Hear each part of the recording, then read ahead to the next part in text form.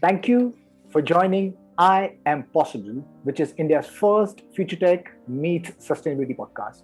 Today, I'm delighted and honored to have with me Mr. Jibu Elias, who is an AI ethicist, researcher, and the leading expert on India's AI ecosystem, and is the research and content head of India.ai, the national AI portal of the Government of India. So, Jibu, really appreciate you taking time and being part of a humble podcast. Why don't we start with a brief introduction on who you are, what you do, and what is India.ai? Okay, glad to be here, Eddie, and thanks for the introduction. I think you pretty much explained who I am. Yeah, so I work with India.ai, which is a joint initiative by the government, Ministry of Electronics and IT, and the National E-Governance Division, with the industry, which is Nasscom. So it is a joint initiative, and yeah, we've been working towards building an unified AI ecosystem in India. So this is the one space for everything in AI in India, right? If you want to know what Telangana is doing for AI, come to India.ai, right? It's there. If you want to know what is, let's say, National Highway Authority is doing with AI, it's there. But at the same time, you want to know what are the latest development happening, what is happening in the global AI ecosystem, what is the next stage of evolution in this field, right? And what are the opportunities? Those things are also there. And of course, there's a skilling initiatives, so we are like a jack of all trade for everything AI in India. That's what I will say. Last few years has been so awesome, because the role of technology, I think, is completely seeped into our lives, and it's touched all our spaces. I mean, every single industry. Specifically, I think this has got to do with COVID. Before COVID, I think everybody knew the importance of technology, but the adoption of it was pretty slow. But then I think COVID came and suddenly made us realize the importance of technology. The entire education industry has, I mean, been introduced to remote education. The entire work industry has been introduced to remote work and its benefits. And somehow, artificial intelligence has had like a huge role in there. Over the years, I think artificial intelligence, the word has been in its hype cycle, and people have spoken about it and how what it could do and what it will do. But I think finally we're seeing the real world value. So you said India AI is building a unified AI ecosystem. It's a one-stop shop for AI. It also does skill initiatives. Could you kind of unpack that and maybe share maybe in wider detail of all these three things that you're looking at? Yeah, so first of all, like you pointed out, the role of AI has been in the recent years, as the AI has grown, right? The influence it's been exerting on our daily lives has grown tremendously, right? And like people like Sundar Pichai, who points out and says AI is like the electricity, what electricity did in the early 19th century, right? So late 19th century. So uh, AI is AI is a platform technology, which has such a exponential potential. Now, what we believe, or I personally believe, the first stage, one critical aspect of AI is the whole digital divide, right? We seeing about these things, we keep coming across AI and the future of jobs, all these things. But look at the fact that you have this technology that can replace jobs, not just the blue collar jobs, right? It's coming after the white collar jobs as well, right? We have seen language models, thanks to the transformers, right? The language models that can do amazing work, billions and billions of parameters, right? Doing some phenomenal work, from OpenAI, Google, Microsoft, and others. Now, the whole question is what will happen to the a big part of the population, whether let's call the global south or the emerging market, where this technology is gonna make impact in multiple way. You have the good things, like you mentioned, how the education and all those things became online. So yes, it's a fact that AI will improve accessibility to education. It can provide a cheaper, affordable medical diagnosis, across the rural areas and all those things. But what if, for someone who hasn't had the access to this technology? So, by the time the Indians, the people in the global south or the emerging countries came to know about this technology, the developed country or the West has done all the things they can, right? There is another story they say is about Bill Gates, right? So Bill Gates was from a very had one of the biggest how do I say privilege to study in a school which had one of the few computers in America back then, right? I think Bill Gates and his colleague, right? Paul Allen, right? I think it's Paul Allen is a person, right? So this this was key for them, right? We glorify Elon Musk for making video games in his childhood. Yes, he had access to those things, but what about a child sitting in rural India? And I mean, we know the culture, the ethnography, the geography. India is a rural country. It's like Mahatma Gandhi has said, right? India's soul lives in its villages, and we have 50% of our total workforce still working in agriculture. Which contributes less than 20% to the GDP. So awareness is important, right? Like, what if we can find the next, Jeff Bezos or Elon Musk in India, right? But if you want to create these youngsters, or if you want to create the next Amazon, or for example, we want to create the next level of AI tools that will empower our people, right? And help our people. For that, you need proper information channels. So that's one primary goal of India AI, right? You need to provide this information to the right people, right? Now we have so many students, entrepreneurs coming to our portal. Even there are people from global companies coming and saying, that Jibu, we check India AI for the global news as well. So that's the first part. Now, second part is, throughout the history, Indians are smart. There is no doubt about it. We are, we always produce brilliant people. Just look at Silicon Valley, right? You have this lineup, right, from Arvind Krishna to Satya Nadella to Sundar Pichai. Now you have Mr. Parag Agarwal in Twitter. Like, look at that, right? And I whenever I see a conference or a webinar by someone like OpenAI or DeepMind, it's all Indians, right? Indian names, Indian origin, or those things, right?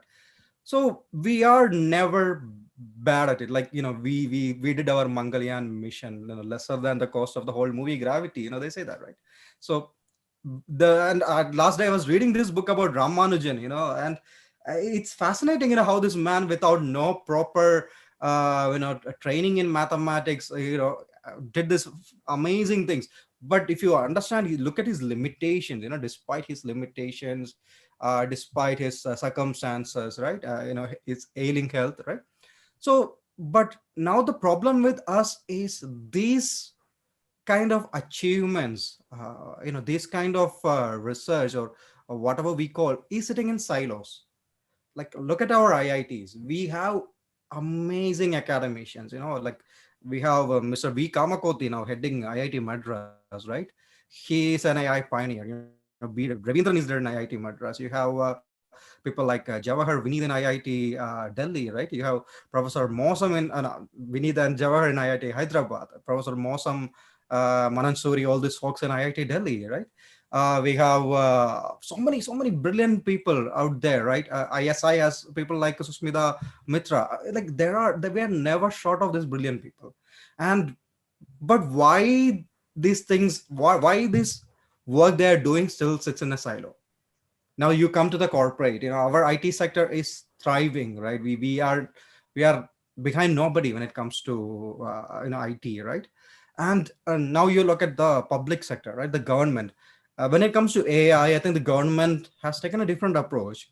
The government is leading the AI adoption in India, right? The government is the flag bearer here, which wasn't the case with, let's say, some other technologies before. Like, it happened, but in some case it happened very late, right?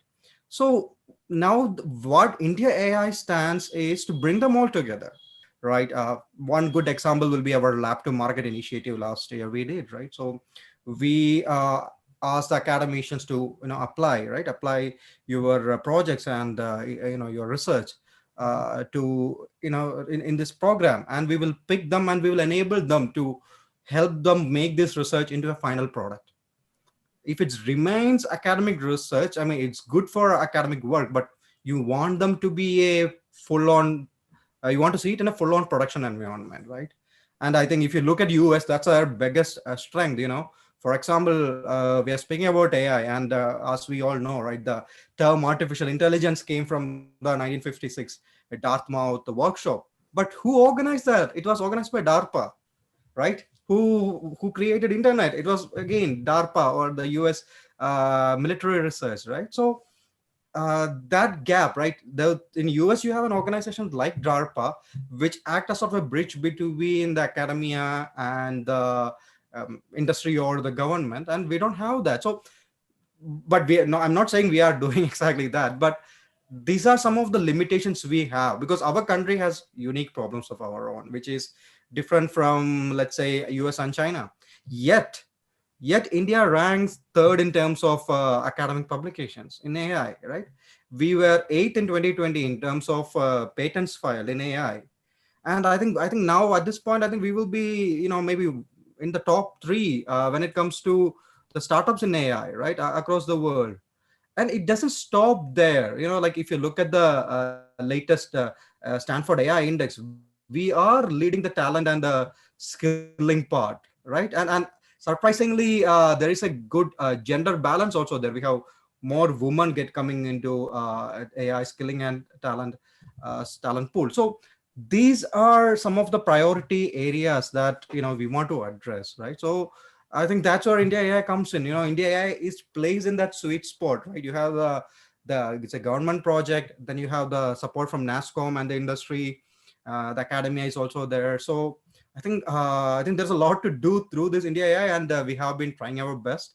And yeah, I mean, hope we will be able to make an impact, much more impact in the coming years. Lovely, Jibu. I mean, wish you and the entire team the very best, because, yes, there is so much opportunity. And you said in the beginning of the conversation that uh, can we create Elon Musk from India? Can we create Jeff Bezos from India? Because there is so much talent. And can AI uh, or the benefits of exponential tech be a little bit more equitable? Because I was having a conversation with this very interesting gentleman just a couple of week backs, and he is building a nanotech vaccine for cancers. And he happens to be, he was from the state of Satara. He studied in a municipal school, and and and now he's in the University of Oxford, and he was complaining that most of the funding seems to be going to these IITs or the big tech institutes, and there seems to be little support for researchers, innovators from rural areas.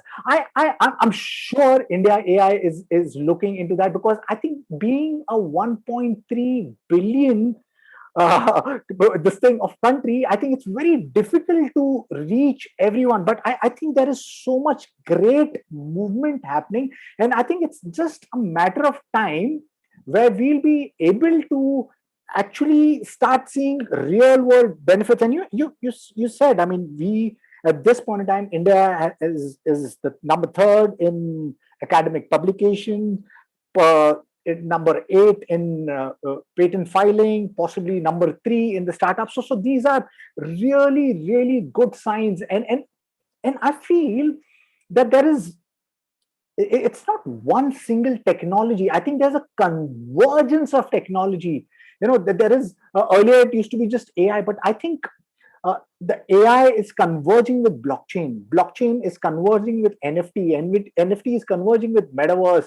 The metaverse requires 5G, it requires IoT, digital scanners, and I think all of these convergence of technology is going to give us benefits beyond of what we understand at this point in time. But if we have foresight and leverage and build an ecosystem, a sustainable ecosystem, which the mission that you are on, I think there is no stopping India, because I think we've got all the ingredients. I mean, so far you mentioned about these great names, these CEOs. The problem I saw was that most of the CEOs were moving abroad for greener pastures. I hope there's a reverse migration, because now there is so much opportunity here in India. If we solve a problem, there is $1 billion waiting for you. So I'm excited for the space. India AI, you gave me a overview of it. Does it also invest in startups? You mentioned about your skilling initiative. Would you like to talk a little bit more about that? So we don't invest in startup. We act as, I mean, we are a small team. We are a portal. Fundamentally, we are a portal, and we are mostly a digital portal, right? We rarely come out of the screens, but yeah, that's how we've been. But at the same time, we have, like I said, we have the luxury and privilege to work with different teams who has been fantastic when we collaborate with. For example, for skilling, we work with the Future Skills program, right? It's a Ministry of MeitY and Nasscom initiative, and they have been doing a phenomenal job. I think first it was a B2C, B2B initiative. Now you have Future Skills Prime, which is a B2B initiative, right? So we work closely with the team. They have a wonderful leadership and excellent team. We share the same office as well. So there is that for skilling, right? Apart from that, I don't think we need to create new skilling platforms. I think our job is to point out to the right word. I mean, I think many people doesn't know about this Swayam platform, by this National Skill Development Authority, right? I mean, they have phenomenal lectures by professors and academicians. Similarly, I was going through, like, if you go to like Robot Board Center's website, IIT Madras, you can watch all these lectures by B. Ravindran, right, on reinforcement learning and all those things. So we don't need to do that part, right? Create a skilling initiative. Our job is to like guide people. Okay, this is what you want to know. Here you can find these things in this particular place, right? So that's what we are doing with the skilling part. So we don't. So the idea is we don't have to reinvent the wheel here, right? There are different kinds of wheels you can use. Just point them to the right ones. Lovely, perfect. Yeah. In the beginning of the conversation, you are mentioning that you are having a conversation with someone, a friend, that how AI can be a little bit more equitable. Could you talk about some initiatives here in India which has caught your attention, where AI is really touching the underrepresented or the rural population? D, I think India took a different approach when it comes to AI. I believe that's a result of a lot of learning we had as a country. At the same time, we had really great leaders, right, in the public sector, right? Like people like Ajay Sani, who was a MeitY secretary. I mean, start from the government itself, right? Even our prime minister is very passionate. He has declared that we want to be a manufacturing hub of AI tools for the emerging market, right? There's a vision. And now you look at you had people like the look at the ministers in charge. We had Ravi Shankar Prasad, who was very supportive of this technology. Now you have Ashwini Vaishnaw and Honorable Ashwini Vaishnaw and Rajiv Chandrasekhar, who are also very passionate about technology. Very visionary people. At the same time, you have a executive branch. People like I mentioned, Ajay Sani was there. We have people like Abhishek Singh, who we report to, who is the president of Digital India Mission, and a president of NEGD and president of MyGov. He's doing a tremendous job. And then you have Anna Roy, who is doing some amazing work with Niti Aayog. So we have these people who had a very strong vision on how India's AI ecosystem should look like, right? So we have seen how US's AI, let's say the US strategy to AI or US approach to AI, is mostly about Silicon Valley doing things, and when things goes wrong, you comes and say, okay, we need regulation, we need to do that, right? It's a open market, free for all thing. Now, contrast is China, what we have seen, right? They have a very proper plan, right? We are making AGI in 2030, or like we want to be leader by 2030, and China has this unique way of making this AI platforms, AI implementation, going from bottom up, right? Rather, and if the Chinese government says we wanted to do something, it trickle downs very fast. So Right. you have that happening in China. Then yes, of course, you have countries like UK, Canada, who are also in the space. But when it comes to India, especially like our strategy paper, the 2018 paper by Niti Aayog, it says AI is for all. That's that like which was created under the leadership of Sri Amitabh Kant and NROI, right? It said in AI is for all, AI for all. That's the motto we put forward. And if you look at from a Métis perspective also, right, we had Responsible AI for Social Empowerment Summit. That was the National AI Summit we did in 2020. With huge participation. I think it was a digital summit with over 70,000 people participating. That scale is incredible, under the leadership of Mr. Abhishek Singh. So that's the whole idea of India's AI strategy. How can we use this technology, the emerging technology like AI, or the IoT and other things, to uplift our population? How can we use it to solve the generational challenges? India is a vast country with such a diverse geography, right? If you go north, you can see the snowfall, and if you come south, you can enjoy the monsoon. So it is like that. And the diverse culture, the diverse people, that also brings so many challenges, right? It's not easy, right? And the population, the size, everything. So the best part is, if you can solve a problem for India using AI, then you can replicate it easily to other countries. Our challenges have made us more innovative. So that's why we keep saying, right, India's approach is this. And coming to the initiatives, look at the initiatives. Like you have so many initiatives coming from the government. The Responsible AI for Youth, which is a skilling initiative for schools, school children, the government schools. You're not talking about kids from Delhi, Mumbai, Bangalore. You're talking about kids from tier 2 and tier 3 cities across the country, right? So there are initiatives like that. Of course, the Future Skills initiative is there. India.ai is there. CDAC is doing a phenomenal job, but that's more a hardware related computing initiative, right? And many departments are trying to incorporate AI to leverage, when it comes to solving challenges. Like, come to agriculture. I think agriculture is one area where so many things is happening, right? For crop insurance, I think the government's Pradhan Mantri Yojana, forgetting the correct name, right? In the farmer insurance, crop insurance program, right? There you see AI doing the assessment. You see AI working on for states also. I'm very proud to say that some of the states are doing amazing job. Like Telangana, Tamil Nadu, etc., etc., right? And look at what Tamil Nadu did, right, with the e-Parway initiative, right? You can go to the villages, just take the picture of the eyes of the senior citizens with a smartphone, with this app, and you can diagnose the cataract, how much they are affected. And considering the fact that cataract causes 70% of this preventable blindness in the country, it is a game changer. So then you have the drone based medicine carry, transport system which Telangana is doing. Telangana is working with the pensioners identification program. So the crowd management tool that Telangana came up with. Now UP has come up with some tools on security and law and order, for prison surveillance. So they have been doing some amazing work. I think if you go back, I think in 2017 or 2018, this is one of the first use cases that the Punjab police back then used an AI tool to capture a most wanted criminal through the surveillance footage, right?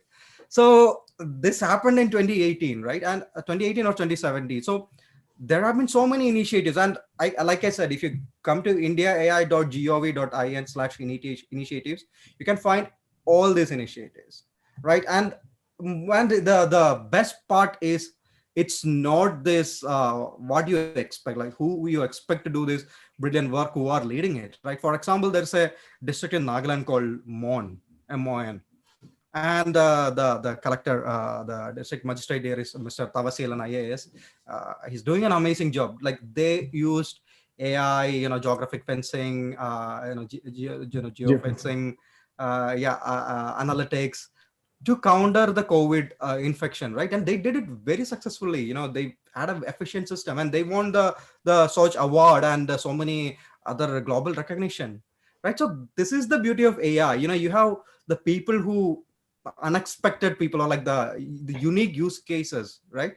And if you similarly, if you look at these kids, we've been doing this series of covering these kids who been skilled and who are the winners of this responsible AI for youth award.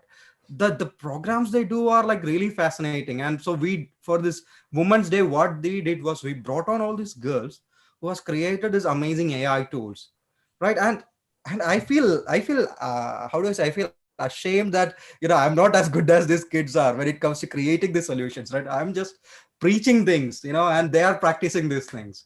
So this is what they are doing, and a lot of that goes to how the government has been in the forefront, right, to drive these things, right, to take this initiative. I mean, like, look at India.ai itself, right? It exists to drive this AI adoption in the country. Right. Yeah, that's some awesome movement. And thanks to the government and people such as yourself in the space leading this movement. I think you put a very important point. I mean, 1.3 billion, the diverse population. When you solve over here in India, you solve for the world, because I know of some startups who are trying to build a level 5 autonomous vehicle here in India. And through disorganized roads, if we are able to create a level 5 autonomous vehicle over here, I think it'll run everywhere. And I think you touched upon China, the way they are creating an ecosystem which is truly phenomenal. There is this one side, I think, when there's a conversation, when it comes about, anything which has got to be about China, I think people put a blinker or a wall. So I per se have a view that I think the world needs to collaborate. And I guess that's the only way we can grow. Though I think there are nations who would not want to collaborate. That's a different thing. But I guess as nations, I think we should reach out and collaborate with everyone. You have studied international relations and you specialized in Sino-Indian relations at the London School of Economics. What should be done to foster openness and international collaboration, science and academic collaboration? China possibly, or maybe other nations. How can we build? Because you are an expert over there. So yeah, I mean, there are so many initiative in autonomous driving, drones also, right? You have Drona, and then you have the Garuda Aerospace, everyone doing some amazing job. So yeah, coming to the international relations question, I think I had a fascination towards China. The fascination was a little high back then, so it even forced me to take up some Mandarin classes, but I'm really bad in those things. My Mandarin and my coding are really bad, but yeah, but it's a fascinating thing, right? If you look at a country, considering it's a country which has influenced India, and India has also influenced our role, Right. from a spiritual and cultural point of view, right? From Buddhism and a lot of other things, right? And if you come to Kerala also, you can, like, this Chinese influence of the early days is quite visible. You have this fishing net, which is, we call it chini wala, right? The Chinese fishing net. We have the chini chatti, which is the frying pan, Chinese frying pan, right? What I feel, I mean, I think everyone will agree with me that we need global collaboration when it comes to AI, especially not just in developing the R&D part, but in the regulations and other frameworks. And I think India is doing the right way. We are the founding member of GPA, right? Global Partnership on Artificial Intelligence, right? So I think that's one thing. So coming to global collaboration, I think it is essential, right? I mean, EU has been doing some work when it comes to developing frameworks on AI. We have done some work, right? Niti Aayog has done some work on framework. METI, and I think the telecom department is doing some research on AI regulation and related frameworks. But how do you standardize these things across the world? That will be the one big question. Secondly, I think the global collaboration needed to be more inclusive.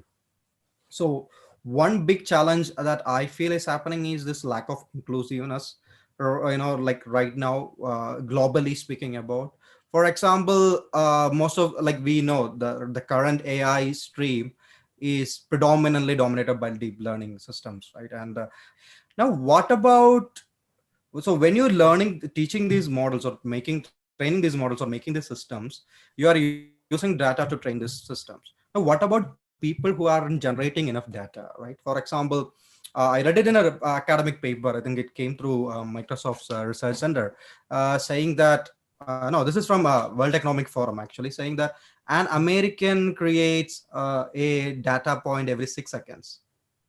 Very fascinating. But in a country like Mozambique, 70 or 80% of the country doesn't even have internet. So this is there, right? And recently I had a privilege to attend a conference by the Commonwealth Secretariat, an excellent effort, with the Deputy Secretary General also being present. And there was this lady who works with the Prime Minister's office of the Kingdom of Tonga, which is a oceanic country, a small island country.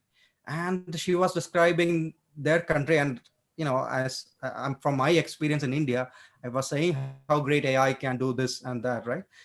She was asking how AI will help countries like us, right? The country where you have only two internet service provider, and unfortunately, even her internet was very patchy, even in that core, right? So this is a question, what happens to these people, right? Like, Right. it's a big problem. Now that's where I think a partnership should be more focused on.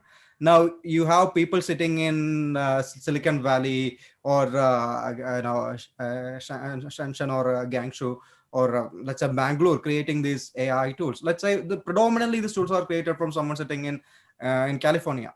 Now they're tools that will be affecting the life of people in the global south, the bottom of pyramid. And these people have no say, no representation in how these tools are impacting their life, right? So there are, I mean, we have seeing its effect through the recent issues with Facebook, right? This Facebook's whole how they've been struggling with handling the fake news, the infodemic, or whatever we call that, right? I mean, the whole people, like, we have seen a situation in Myanmar and Sri Lanka where the people sitting in US doesn't understand the culture, doesn't understand the language, right? And I think they had a very handful of two or three moderators in these local countries trying to filter the stream of information coming from millions of people, right? So this is one good example, right? How that's a very classic example of a lack of inclusion. Or maybe these companies might be thinking, okay, it's Myanmar, it's Sri Lanka, who cares? Now we Yeah. don't want that to happen in the space of AI, right? So that's why, and look at the representation. Like, this woman from global south is very much underrepresented when it comes to creating these AI tools, right? So you essentially, yes, in a in a conversation I had with Jensen Huang, the CEO and founder of NVIDIA. Yes, the coders, now the coders are there in these Western countries, right? They have good coders. They have that culture, and they have the early access, like I did. And of course, they made a major part in creating these things. All claps for that. But now I think we are in a situation where I think AI, you have models that can code itself, right? You don't need to do a lot of coding, right? If you have that right perspective, right thinking, I think that's what reflecting from these children who are making these amazing solutions, right? So that's the change that's happening. So now that's one area where there should be a global partnership, very important one. How do we bring this the emerging countries, the global south, right? And I think India is a good model for that. Like, one of the initiative I forgot to mention is the National Language Translation Mission by the Ministry of Electronics and IT, right? So our biggest challenge is our biggest strength and challenge is this diversity. Now the whole vernacular language translation is a big problem because of lack of the language corpus to train these models on. I mean, the Indian languages like Hindi and all is hardly under 1% in the whole all of the internet. And that's I mean, a lot of that to go with the digital penetration we didn't have for many decades, right? I think it's in the recent decade only we had this kind of digital penetration happening in our country. So there is its effort to use these AI models to do the translation, from English to local languages and local language to English. And I think people in IIT Madras, again, AI for Bharat, they are doing also. Mitesh and Pratyusha are doing some interesting work. Now they are trying to between local languages, Indian languages translation. These will help, or how do I say, empower the people, right? Now take something as simple as AI itself. Look at any textbook, right? Any great book on AI, whether it's Stuart Russell's book or Pedro Dominiquez or the scary one by Nick Bostrom. Look at anything, they're all in English, right? So how does a person who speaks forget Hindi, Tamil and Telugu or Malayalam speak something like Manipuri or Gondi or some Odia or some language, get access to this material? I think that's what another thing Prime Minister mentioned. If we can develop these AI powered translation systems, then this academic material can be translated easily. These people whose mother tongue and who are not good with English can learn from these content. So I think I know I drifted from your question, but I think, yeah, the most important partnership, the global partnership should be on figuring out the rules, right? Figuring out the framework. We have to ensure, we are not worrying about skynets and the metrics, but at the same time we have to ensure there is inclusion, the right representation, and deal with all these challenges we've been facing. Right. Yeah, I think you touched such an important point, because I think artificial intelligence is a technology which is going to completely disrupt mankind, and making it equitable is such an important conversation. Why is Tonga or Mozambique or maybe India, some rural parts, not having access to this technology? I think, if we can have an NLP which translates all or languages, how cool that would be. Because imagine this podcast with hundreds of languages. I mean, how cool that would be. So people get to know what AI is, what the future is, and possibly leverage those benefits. In the beginning of the conversation, you touched upon and you said that AI could replace blue collar as well as white collar jobs. Then again, in the middle of the conversation, you mentioned that Punjab police has been leveraging surveillance footage to catch these robbers. Is surveillance AI something that is possibly it's very good at this point in time, but maybe it could cross the line? How worried are you as an AI ethicist for that? And maybe while you address that, also address artificial general intelligence, because you mentioned China has set a goal for 2030 as leading and possibly building artificial general intelligence in China. I don't see any conversation here in India. Though AGI, if we build that, I think it's going to be a complete game changer. Why are we not looking at artificial intelligence, artificial general intelligence here in India? Right. So there is two questions. Yeah. The first is Yeah.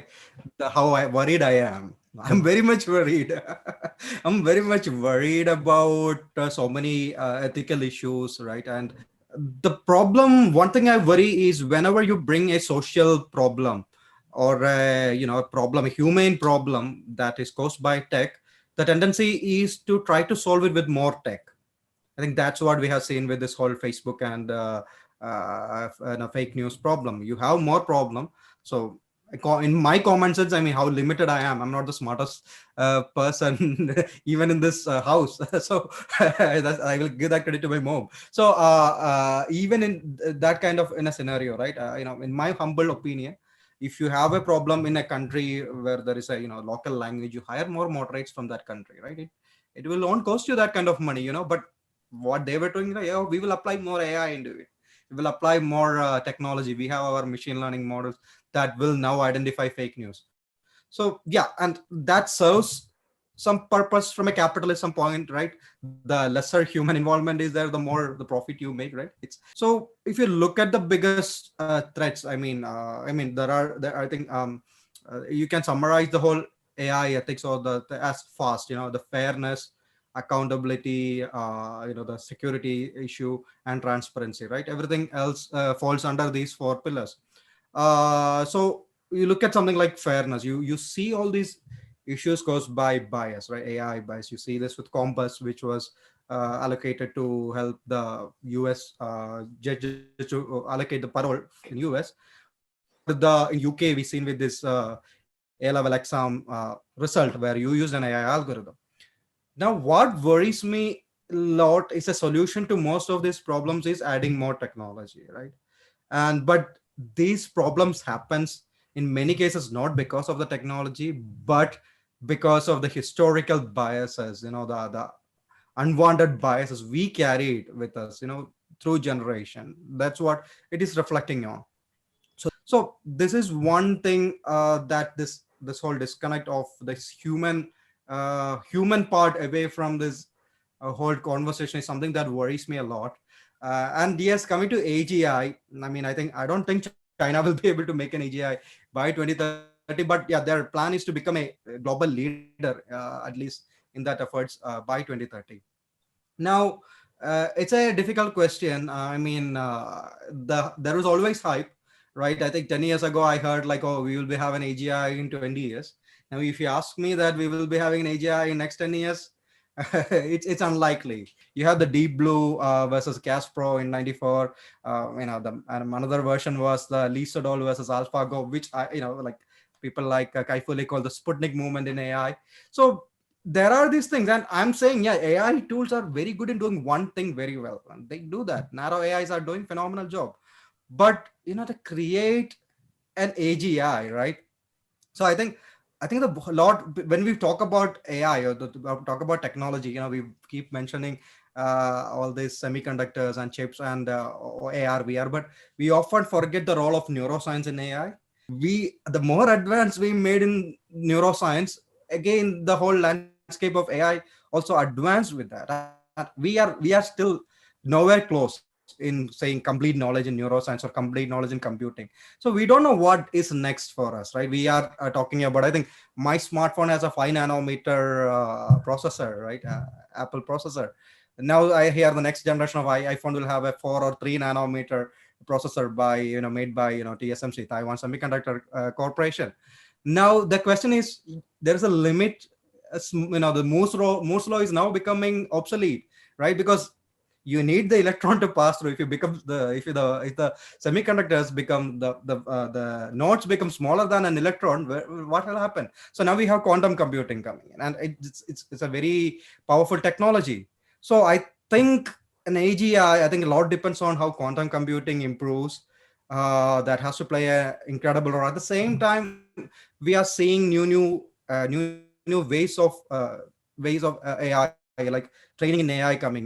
Now we see self-supervised learning making a lot of progress, right? I think people like Jan LeCun are calling it the dark matter of AI, right? And yes, reinforcement learning is making a lot of things. And at the same time, you are looking at training methods that doesn't require this data in intensive systems. You have synthetic data generation, the federated learning, all these things coming up. So I think maybe, and then of course there's a whole group, who are becoming relevant again now, speaking about the neurosymbolic systems as well, right? The symbolic AI, which was kind of got out of fashion, because of deep learning, is making a comeback.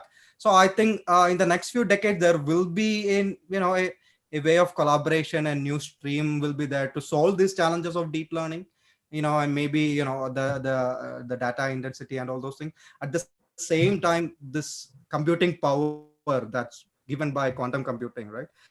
Because if you look back in 60s and 70s, we had the right ideas, We had the right ideas, we had the right systems, but we didn't have the right computing power, right? We didn't have the right data collection. So those happened as a result of internet. We had the data, and yes, the Moore's law, we had more computing power.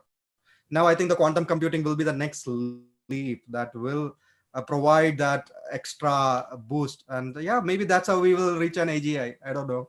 Lovely. Yeah. So I really hope that we take concrete steps towards that, because I guess being future ready is so very important. I think no nations were prepared for COVID because there was no foresight.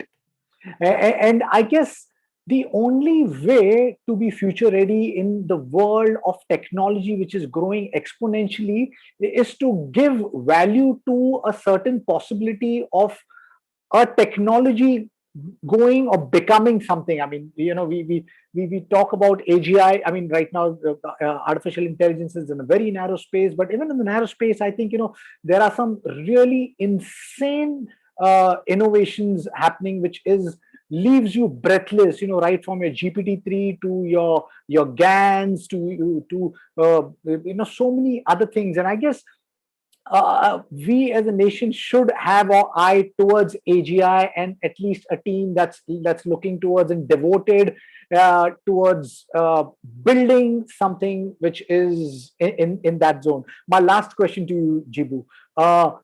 What's the craziest innovation that you've seen, that talk about that, and maybe your future roadmap for India.ai?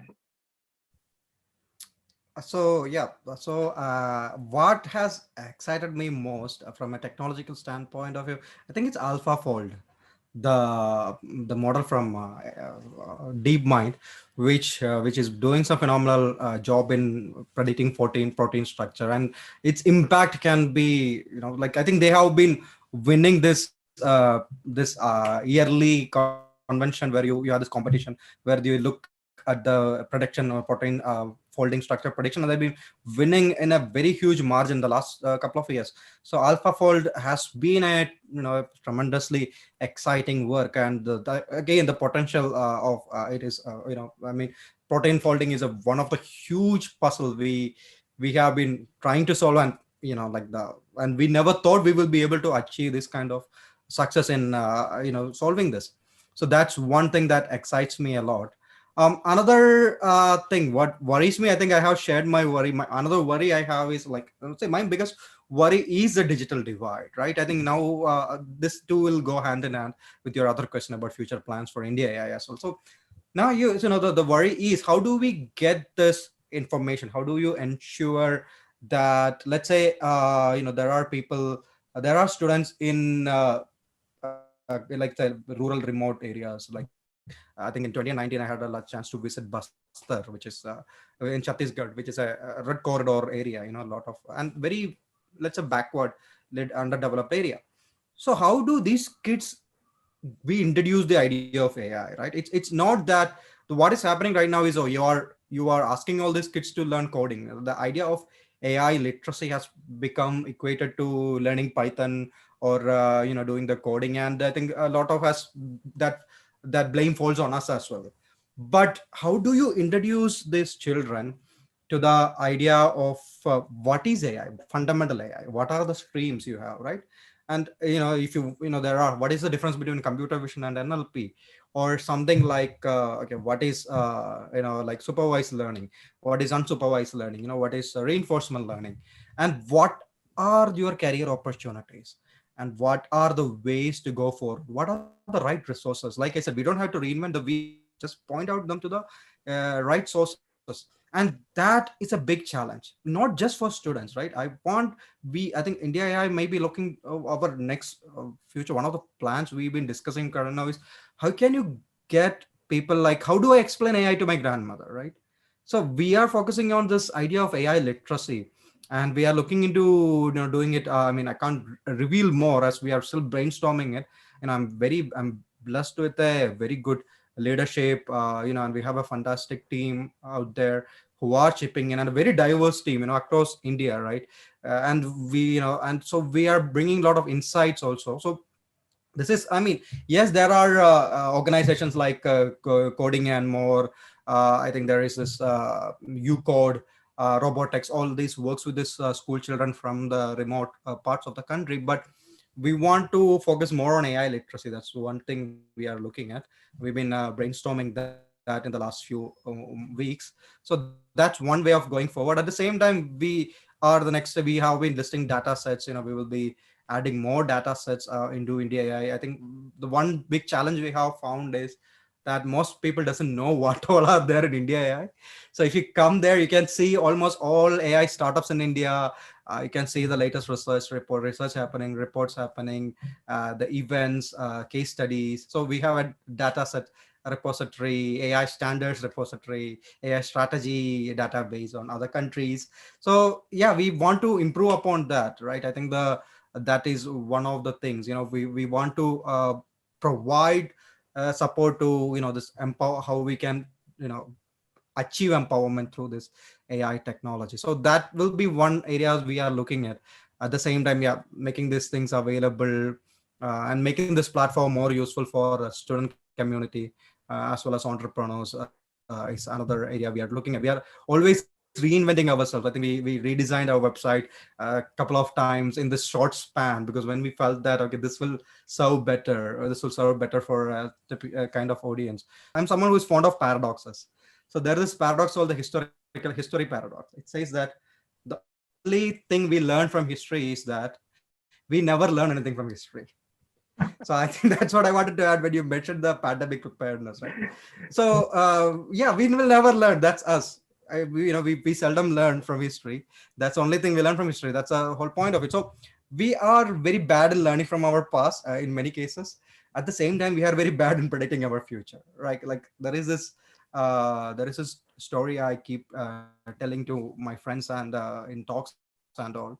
So in I think in 1890s, the Times of London, the Times, the original Times, they published a survey. They wanted to bring some of the smartest people across the world, do a survey, and they want to know how this modern cities will look by 1930, right? How cities will be transformed, like the conversation we are having, how AI will transform, when we will have AGI or ASI. I don't know when that will happen, right? So this was there, and they brought all these best mind in the world. They had a very thorough discussion, and they ended up saying that uh, most of the big cities in the world will be full of horse manure. By 1930, London will be like one floor high, filled with horse manure. It made sense because horse carriages were high, so they added, more people will be using horse carriages, and this will be the biggest challenge. But in next few years, you have Carl Benz inventing the combustion engine, right? Then by 20th century, you have Henry Ford coming in. And the funny thing is, by 1970, the last horse carriage Disappear. made its service in New York. So you can't blame the people who made that prediction. So that's the magic of technology, right? It constantly changing. The whole profession disappeared. Now you are speaking same about AI, right? Now Right. I read few days ago that I think Swiggy or Zomato is now experimenting food delivery with drones. Right now, imagine one day this, I always feel sad for these gig workers who are underpaid and overworked. One day they go for strike, and that will be the trigger point. Okay, drones now over my top. His pizza is going. That will be it. Like look at what Amazon is doing, right? Automated, automatic. And look at the work from people like Sebastian Tharn and everyone for self-driving cars. So we don't know what is going to happen in the next few years. Right. So yeah, I think, yeah, so that's the thing. We are very bad at predicting our own future. Right. Right. So And that but scares me. yeah, exactly. I mean, you said it so very lightly, but I guess yeah, we're living in a time where we almost all professions could get disrupted. I mean, Yep. from blue collar to white collared, data is actually the oil at this point in time. Most decisions are being taken by an AI algorithm behind rather than an CEO. So, yes, we are sitting in an exceptional point of time where if we leverage the technology and make it human first, it can create a great future ahead for humanity. And if we don't, it could get dark and dystopian. I hope we create a utopian future. Wish you and the team the very best. Thank you for taking time and being part of the podcast. And to my listeners, if you like what we see in here, then please press the subscribe button. And until next time, see you guys. Bye-bye. Thank you, Jibu. Really appreciate it. Thank you, Eddie. Thank you. Great to be here.